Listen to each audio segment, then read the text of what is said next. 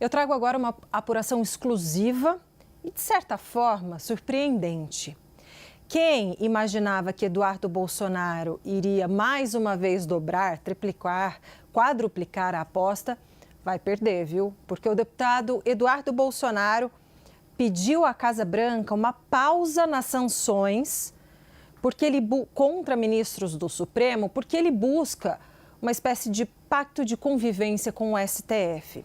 Então é o seguinte, olha, com a prisão domiciliar do ex-presidente Jair Bolsonaro, que foi decretada ontem, segunda-feira, o deputado federal Eduardo Bolsonaro e o jornalista Paulo Figueiredo, que tem articulação lá e diálogo na Casa Branca, estão trabalhando fortemente para que o governo dos Estados Unidos não aplique sanções aos outros ministros do Supremo Tribunal Federal Brasileiro e que o governo americano também não cobre novas tarifas aos produtos importados do Brasil.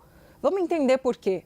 Eu apurei que o pedido de pausa nas retaliações contra os magistrados, os outros, não Alexandre de Moraes, tem como objetivo tentar manter um canal de diálogo entre a família Bolsonaro e os outros magistrados da corte. Se você reparar, publicamente, os aliados do ex-presidente têm focado as críticas pela prisão do líder da direita, Jair Bolsonaro, apenas no ministro do STF, Alexandre de Moraes, deixando os outros juízes já fora da linha de tiro.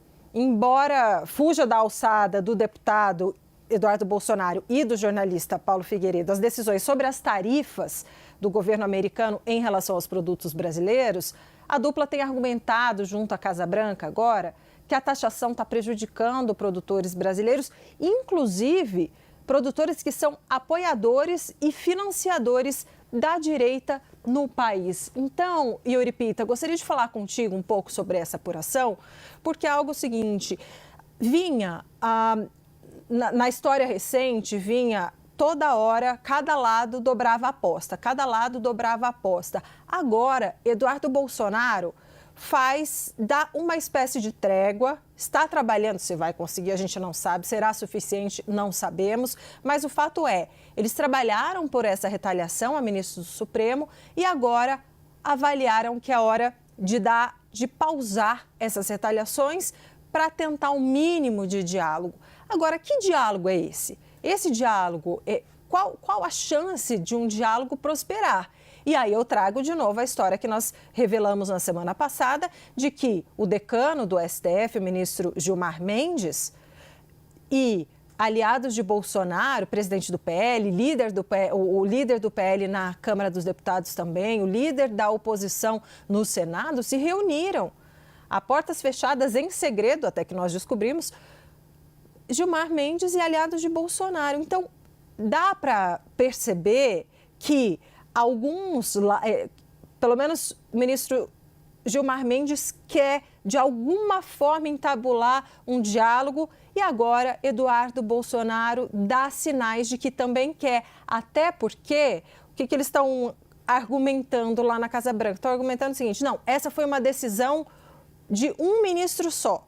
Vamos segurar a retaliação contra os outros ministros porque vamos tentar dialogar, a coisa não está boa, não está dando ainda o resultado